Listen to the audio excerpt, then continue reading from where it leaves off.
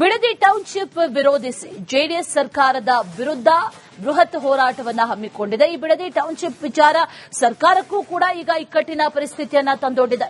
ಸರ್ಕಾರದ ಭಾಗವಾದ ಕೆಲ ಸಚಿವರೇ ಇದರ ಬಗ್ಗೆ, ಇದರಲ್ಲಿರುವಂತಹ ಸಾಧಕ ಬಾಧಕಗಳ ಬಗ್ಗೆ ಇವತ್ತಿನ ಕ್ಯಾಬಿನೆಟ್ನಲ್ಲಿ ಚರ್ಚೆ ಮಾಡುವಂತ ಸಾಧ್ಯತೆ ಇದೆ.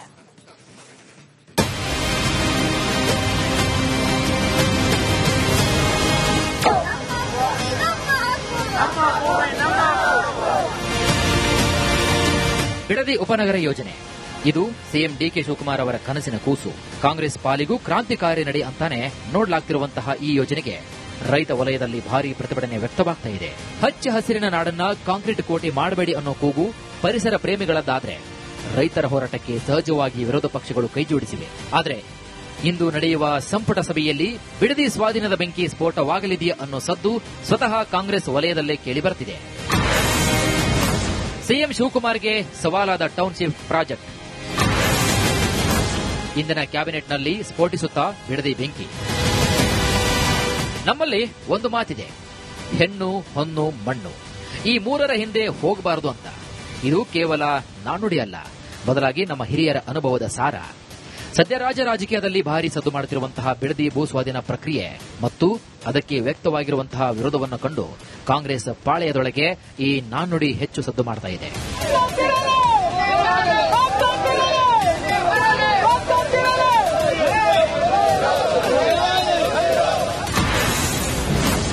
ಡಿಕೆಶಿ ನಿರ್ಧಾರಕ್ಕೆ ಹಿರಿಯ ಸಚಿವರಿಂದಲೇ ಆಕ್ಷೇಪಣ. ಬಿಡದಿ ಟೌನ್ಶಿಪ್ ವಿರೋಧಿ ಹೋರಾಟಕ್ಕೆ ದಿನದಿಂದ ದಿನಕ್ಕೆ ಹೆಚ್ಚು ಜನಬೆಂಬಲ ಸಿಗುತ್ತಿರುವುದು ಕಾಂಗ್ರೆಸ್ ಪಕ್ಷದೊಳಗೂ ಕೂಡ ಸಣ್ಣ ಕಂಪನ ಮೂಡಿಸಿದೆ. ಈ ಬಗ್ಗೆ ಸಿಎಂ ಡಿಕೆ ಶಿವಕುಮಾರ್ ವಿರೋಧಿ ಬಣವು ಅಲರ್ಟ್ ಆಗಿದ್ದು, ಪಕ್ಷಕ್ಕೆ ಡ್ಯಾಮೇಜ್ ಮಾಡಬಲ್ಲ ಈ ಯೋಜನೆ ಬೇಕಾ ಅನ್ನುವಂತಹ ಪ್ರಶ್ನೆಯನ್ನ ಎತ್ತಾ ಇದೆ. ಯಾಕಂದ್ರೆ ಸಚಿವ ಸತೀಶ್ ಜಾರಕಿಹೊಳಿ ಈ ಬಗ್ಗೆ ಮಾತನಾಡಿದ್ದು ಸಾಧಕ ಬಾಧಕಗಳ ಬಗ್ಗೆ ಚರ್ಚಿಸಬೇಕಾಗಿದೆ ಎಂದಿದ್ದಾರೆ. ಹೀಗಾಗಿ ಇಂದಿನ ಕ್ಯಾಬಿನೆಟ್ ಸಭೆಯಲ್ಲಿ ಈ ವಿಷಯ ಚರ್ಚೆ ನಡೆಯುವ ಸಾಧ್ಯತೆ ಕೂಡ ಇದೆ. ಈ ನೋಟಿಫೈ ಪ್ರಶ್ನೆ ಬರೋದಿಲ್ಲ. ಈಗ ಅದರ ಬಗ್ಗೆ ಸಾಧಕ ಬಾಧಕ ಬಗ್ಗೆ ಹಿರಿಯರು ಚರ್ಚೆ ಮಾಡಬಹುದು. ಯಾಕಂದ್ರೆ ಅದರಿಂದ ನಮ್ಮ ಪಾರ್ಟಿಗೆ ತೊಂದರೆ ಆಗಬಾರ್ದಲ್ಲ, ಡ್ಯಾಮೇಜ್ ಆಗಬಾರ್ದು ಅಷ್ಟೇ. ಇನ್ನು ಹಿರಿಯ ಸಚಿವ ರಾಮಲಿಂಗಾರೆಡ್ಡಿ ಕೂಡ ಈ ವಿಚಾರವಾಗಿ ಮಾತನಾಡಿದ್ದಾರೆ. ಬಿಡದಿ ಟೌನ್ಶಿಪ್ ಡಿನೋಟಿಫೈ ಮಾಡುವ ಪರಮಾಧಿಕಾರ ಇರುವುದು ಸಿಎಂ ಡಿಕೆ ಶಿವಕುಮಾರ್ ಅವರಿಗೆ ಎಂದಿದ್ದಾರೆ. ಮುಖ್ಯಮಂತ್ರಿಗಳ ತೀರ್ಮಾನಕ್ಕೆ ಬಿಟ್ಟಿರ್ತಕ್ಕಂಥದ್ದು ನನ್ನ ಇಲಾಖೆ ವ್ಯಾಪ್ತಿ ಬರಲ್ಲ. ಈಗ ನಾನು ಡಿಸ್ಟ್ರಿಕ್ಟ್ ಇನ್ಚಾರ್ಜ್ ಮಿನಿಸ್ಟರ್ ಅಲ್ಲ, ಅದು ಸಿಎಂ ತೀರ್ಮಾನ ತಗೋಬೇಕು. ಮುಖ್ಯಮಂತ್ರಿಗಳು ಮತ್ತೆ ಕ್ಯಾಬಿನೆಟ್ ತೀರ್ಮಾನ ತಗೋಬೇಕು.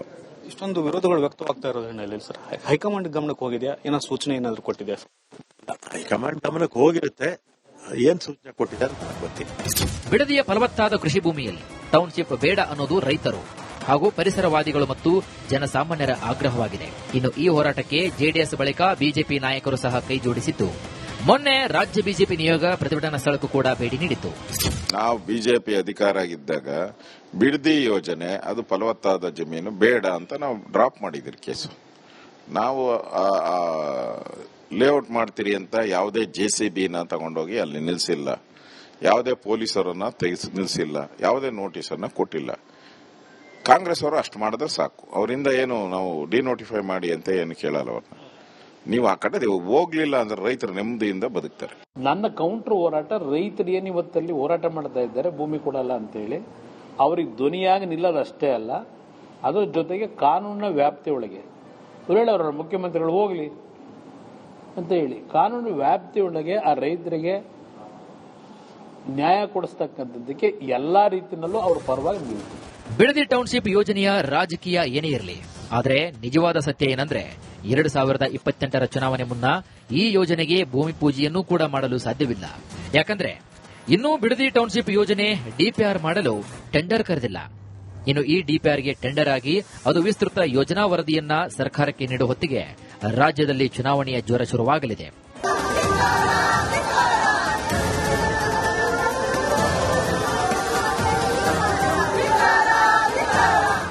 ಈಗಾಗಲೇ ಟೌನ್ಶಿಪ್ ವಿರುದ್ಧ ಜನರ ಧ್ವನಿ ಜೋರಾಗ್ತಾ ಇದೆ. ಇಷ್ಟಿದ್ರೂ ಕೂಡ ಟೌನ್ಶಿಪ್ ಮಾಡಿಯೇ ತೀರುವ ಹಠಕ್ಕೆ ಡಿಕೆ ಶಿವಕುಮಾರ್ ಬಿದ್ದಂತೆ ಕಾಣ್ತಾ ಇದೆ. ಹೀಗಾಗಿ ಸರ್ಕಾರಕ್ಕೆ ಆಗಬಹುದಾದ ಡ್ಯಾಮೇಜ್, ಸಾಧಕ ಬಾಧಕಗಳ ಕುರಿತಂತೆ ಇವತ್ತಿನ ಕ್ಯಾಬಿನೆಟ್ನಲ್ಲಿ ಹಿರಿಯ ಸಚಿವರು ಧ್ವನಿ ಎತ್ತುವ ಸಾಧ್ಯತೆ ಕೂಡ ಇದೆ.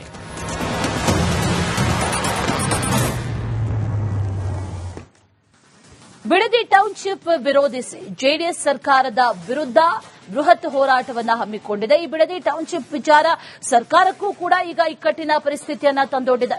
ಸರ್ಕಾರದ ಭಾಗವಾದ ಕೆಲ ಸಚಿವರೇ ಇದರ ಬಗ್ಗೆ, ಇದರಲ್ಲಿರುವಂತಹ ಸಾಧಕ ಬಾಧಕಗಳ ಬಗ್ಗೆ ಇವತ್ತಿನ ಕ್ಯಾಬಿನೆಟ್ನಲ್ಲಿ ಚರ್ಚೆ ಮಾಡುವಂತ ಸಾಧ್ಯತೆ ಇದೆ.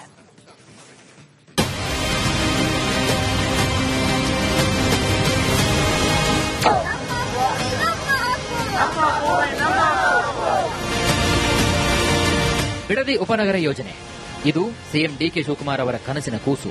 ಕಾಂಗ್ರೆಸ್ ಪಾಲಿಗೂ ಕ್ರಾಂತಿಕಾರಿ ನಡೆ ಅಂತಾನೆ ನೋಡಲಾಗ್ತಿರುವಂತಹ ಈ ಯೋಜನೆಗೆ ರೈತ ವಲಯದಲ್ಲಿ ಭಾರೀ ಪ್ರತಿಭಟನೆ ವ್ಯಕ್ತವಾಗ್ತಾ ಇದೆ. ಹಚ್ಚ ಹಸಿರಿನ ನಾಡನ್ನ ಕಾಂಕ್ರೀಟ್ ಕೋಟೆ ಮಾಡಬೇಡಿ ಅನ್ನೋ ಕೂಗು ಪರಿಸರ ಪ್ರೇಮಿಗಳದ್ದಾದ್ರೆ, ರೈತರ ಹೋರಾಟಕ್ಕೆ ಸಹಜವಾಗಿ ವಿರೋಧ ಪಕ್ಷಗಳು ಕೈಜೋಡಿಸಿವೆ.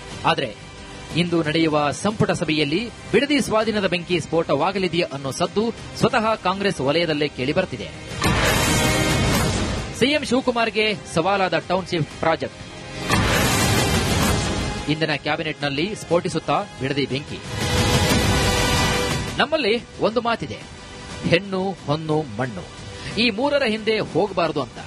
ಇದು ಕೇವಲ ನಾಣ್ಣುಡಿ ಅಲ್ಲ, ಬದಲಾಗಿ ನಮ್ಮ ಹಿರಿಯರ ಅನುಭವದ ಸಾರ. ಸದ್ಯ ರಾಜಕೀಯದಲ್ಲಿ ಭಾರಿ ಸದ್ದು ಮಾಡುತ್ತಿರುವಂತಹ ಬಿಡದಿ ಭೂಸ್ವಾಧೀನ ಪ್ರಕ್ರಿಯೆ ಮತ್ತು ಅದಕ್ಕೆ ವ್ಯಕ್ತವಾಗಿರುವಂತಹ ವಿರೋಧವನ್ನು ಕಂಡು ಕಾಂಗ್ರೆಸ್ ಪಾಳೆಯದೊಳಗೆ ಈ ನಾಣ್ಣುಡಿ ಹೆಚ್ಚು ಸದ್ದು ಮಾಡ್ತಾ ಇದೆ.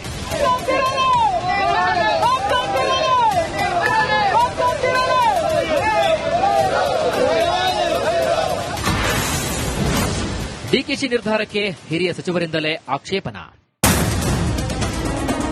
ಬಿಡದಿ ಟೌನ್ಶಿಪ್ ವಿರೋಧಿ ಹೋರಾಟಕ್ಕೆ ದಿನದಿಂದ ದಿನಕ್ಕೆ ಹೆಚ್ಚು ಜನಬೆಂಬಲ ಸಿಗ್ತಿರುವುದು ಕಾಂಗ್ರೆಸ್ ಪಕ್ಷದೊಳಗೂ ಕೂಡ ಸಣ್ಣ ಕಂಪನ ಮೂಡಿಸಿದೆ.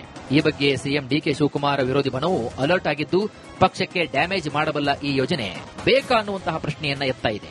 ಯಾಕಂದ್ರೆ ಸಚಿವ ಸತೀಶ್ ಜಾರಕಿಹೊಳಿ ಈ ಬಗ್ಗೆ ಮಾತನಾಡಿದ್ದು ಸಾಧಕ ಬಾಧಕಗಳ ಬಗ್ಗೆ ಚರ್ಚಿಸಬೇಕಾಗಿದೆ ಎಂದಿದ್ದಾರೆ. ಹೀಗಾಗಿ ಇಂದಿನ ಕ್ಯಾಬಿನೆಟ್ ಸಭೆಯಲ್ಲಿ ಈ ವಿಷಯ ಚರ್ಚೆ ನಡೆಯುವ ಸಾಧ್ಯತೆ ಕೂಡ ಇದೆ. ಈ ದೊಡ್ಡ ಪ್ರಶ್ನೆ ಬರೋದಿಲ್ಲ. ಈಗ ಅದ್ರ ಬಗ್ಗೆ ಸಾಧಕ ಬಾಧಕ ಬಗ್ಗೆ ಹಿರಿಯರು ಚರ್ಚೆ ಮಾಡಬಹುದು. ಯಾಕಂದ್ರೆ ಅದರಿಂದ ನಮ್ಮ ಪಾರ್ಟಿಗೆ ತೊಂದರೆ ಆಗಬಾರ್ದು, ಡ್ಯಾಮೇಜ್ ಆಗಬಾರ್ದು ಅಷ್ಟೇ. ಇನ್ನು ಹಿರಿಯ ಸಚಿವ ರಾಮಲಿಂಗಾರೆಡ್ಡಿ ಕೂಡ ಈ ವಿಚಾರವಾಗಿ ಮಾತನಾಡಿದ್ದಾರೆ. ಬಿಡದಿ ಟೌನ್ಶಿಪ್ ಡಿನೋಟಿಫೈ ಮಾಡುವ ಪರಮಾಧಿಕಾರ ಇರುವುದು ಸಿಎಂ ಡಿಕೆ ಶಿವಕುಮಾರ್ ಅವರಿಗೆ ಎಂದಿದ್ದಾರೆ. ಮುಖ್ಯಮಂತ್ರಿಗಳ ತೀರ್ಮಾನಕ್ಕೆ ಬಿಟ್ಟಿರ್ತಕ್ಕಂಥದ್ದು ನನ್ನ ಇಲಾಖೆ ವ್ಯಾಪ್ತಿ ಬರಲ್ಲ. ಈಗ ನಾನು ಡಿಸ್ಟ್ರಿಕ್ಟ್ ಇನ್ಚಾರ್ಜ್ ಮಿನಿಸ್ಟರ್ ಅಲ್ಲ, ಅದು ಸಿಎಂ ತೀರ್ಮಾನ ತಗೋಬೇಕು. ಮುಖ್ಯಮಂತ್ರಿಗಳು ಮತ್ತೆ ಕ್ಯಾಬಿನೆಟ್ ತೀರ್ಮಾನ ತಗೋಬೇಕು. ಇಷ್ಟೊಂದು ವಿರೋಧಗಳು ವ್ಯಕ್ತವಾಗ್ತಾ ಇರೋದು ಹಿನ್ನೆಲೆಯಲ್ಲಿ ಸರ್ ಹೈಕಮಾಂಡ್ ಗಮನಕ್ಕೆ ಹೋಗಿದೆಯಾ? ಏನೋ ಸೂಚನೆ ಏನಾದ್ರು ಕೊಟ್ಟಿದೆಯಾ? ಹೈಕಮಾಂಡ್ ಗಮನಕ್ಕೆ ಹೋಗಿರುತ್ತೆ, ಏನ್ ಸೂಚನೆ ಕೊಟ್ಟಿದ್ದಾರೆ ನನಗೆ ಗೊತ್ತಿಲ್ಲ. ಬಿಡದಿಯ ಫಲವತ್ತಾದ ಕೃಷಿ ಭೂಮಿಯಲ್ಲಿ ಟೌನ್ಶಿಪ್ ಬೇಡ ಅನ್ನೋದು ರೈತರು ಹಾಗೂ ಪರಿಸರವಾದಿಗಳು ಮತ್ತು ಜನಸಾಮಾನ್ಯರ ಆಗ್ರಹವಾಗಿದೆ. ಇನ್ನು ಈ ಹೋರಾಟಕ್ಕೆ ಜೆಡಿಎಸ್ ಬಳಿಕ ಬಿಜೆಪಿ ನಾಯಕರು ಸಹ ಕೈ ಜೋಡಿಸಿದ್ದು, ಮೊನ್ನೆ ರಾಜ್ಯ ಬಿಜೆಪಿ ನಿಯೋಗ ಪ್ರತಿಭಟನಾ ಸ್ಥಳಕ್ಕೂ ಕೂಡ ಭೇಟಿ ನೀಡಿತ್ತು. ನಾವು ಬಿಜೆಪಿ ಅಧಿಕಾರ ಇದ್ದಾಗ ಬಿಡದಿ ಯೋಜನೆ ಅದು ಫಲವತ್ತಾದ ಜಮೀನು ಬೇಡ ಅಂತ ನಾವು ಡ್ರಾಪ್ ಮಾಡಿದಿರಿ ಕೇಸು. ನಾವು ಲೇಔಟ್ ಮಾಡ್ತೀರಿ ಅಂತ ಯಾವುದೇ JCBನ ತಗೊಂಡೋಗಿ ಅಲ್ಲಿ ನಿಲ್ಲಿಸಿಲ್ಲ, ಯಾವುದೇ ಪೊಲೀಸರನ್ನ ನಿಲ್ಲಿಸಿಲ್ಲ, ಯಾವುದೇ ನೋಟಿಸನ್ನ ಕೊಟ್ಟಿಲ್ಲ. ಕಾಂಗ್ರೆಸ್ ಅವರು ಅಷ್ಟು ಮಾಡಿದ್ರೆ ಸಾಕು. ಅವರಿಂದ ಏನು ನಾವು ಡಿನೋಟಿಫೈ ಮಾಡಿ ಅಂತ ಏನು ಕೇಳಲ್ಲ. ಅವ್ರನ್ನ ನೀವು ಆ ಕಡೆ ಹೋಗ್ಲಿಲ್ಲ ಅಂದ್ರೆ ರೈತರು ನೆಮ್ಮದಿಯಿಂದ ಬದುಕ್ತಾರೆ. ನನ್ನ ಕೌಂಟರ್ ಹೋರಾಟ ರೈತರು ಏನು ಇವತ್ತಲ್ಲಿ ಹೋರಾಟ ಮಾಡ್ತಾ ಇದ್ದಾರೆ ಭೂಮಿ ಕೊಡಲ್ಲ ಅಂತೇಳಿ ಅವ್ರಿಗೆ ಧ್ವನಿಯಾಗಿ ನಿಲ್ಲೋದಷ್ಟೇ ಅಲ್ಲ, ಅದ್ರ ಜೊತೆಗೆ ಕಾನೂನಿನ ವ್ಯಾಪ್ತಿಯೊಳಗೆ ಅವರ ಮುಖ್ಯಮಂತ್ರಿಗಳು ಹೋಗ್ಲಿ ಅಂತ ಹೇಳಿ ಕಾನೂನು ವ್ಯಾಪ್ತಿಯೊಳಗೆ ಆ ರೈತರಿಗೆ ನ್ಯಾಯ ಕೊಡಿಸ್ತಕ್ಕಂಥದ್ದಕ್ಕೆ ಎಲ್ಲಾ ರೀತಿಯಲ್ಲೂ ಅವ್ರ ಪರವಾಗಿ ನಿಲ್ತಾರೆ. ಬಿಡದಿ ಟೌನ್ಶಿಪ್ ಯೋಜನೆಯ ರಾಜಕೀಯ ಏನೇ ಇರಲಿ, ಆದರೆ ನಿಜವಾದ ಸತ್ಯ ಏನಂದ್ರೆ 2028ರ ಚುನಾವಣೆ ಮುನ್ನ ಈ ಯೋಜನೆಗೆ ಭೂಮಿ ಪೂಜೆಯನ್ನೂ ಕೂಡ ಮಾಡಲು ಸಾಧ್ಯವಿಲ್ಲ. ಯಾಕಂದ್ರೆ ಇನ್ನೂ ಬಿಡದಿ ಟೌನ್ಶಿಪ್ ಯೋಜನೆ ಡಿಪಿಆರ್ ಮಾಡಲು ಟೆಂಡರ್ ಕರೆದಿಲ್ಲ. ಇನ್ನು ಈ ಡಿಪಿಆರ್ಗೆ ಟೆಂಡರ್ ಆಗಿ ಅದು ವಿಸ್ತೃತ ಯೋಜನಾ ವರದಿಯನ್ನ ಸರ್ಕಾರಕ್ಕೆ ನೀಡುವ ಹೊತ್ತಿಗೆ ರಾಜ್ಯದಲ್ಲಿ ಚುನಾವಣೆಯ ಜ್ವರ ಶುರುವಾಗಲಿದೆ.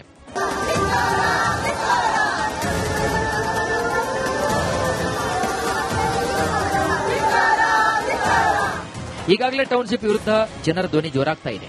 ಇಷ್ಟಿದ್ರೂ ಕೂಡ ಟೌನ್ಶಿಪ್ ಮಾಡಿಯೇ ತೀರುವ ಹಠಕ್ಕೆ ಡಿಕೆ ಶಿವಕುಮಾರ್ ಬಿದ್ದಂತೆ ಕಾಣ್ತಾ ಇದೆ. ಹೀಗಾಗಿ ಸರ್ಕಾರಕ್ಕೆ ಆಗಬಹುದಾದ ಡ್ಯಾಮೇಜ್, ಸಾಧಕ ಬಾಧಕಗಳ ಕುರಿತಂತೆ ಇವತ್ತಿನ ಕ್ಯಾಬಿನೆಟ್ನಲ್ಲಿ ಹಿರಿಯ ಸಚಿವರು ಧ್ವನಿ ಎತ್ತುವ ಸಾಧ್ಯತೆ ಕೂಡ ಇದೆ.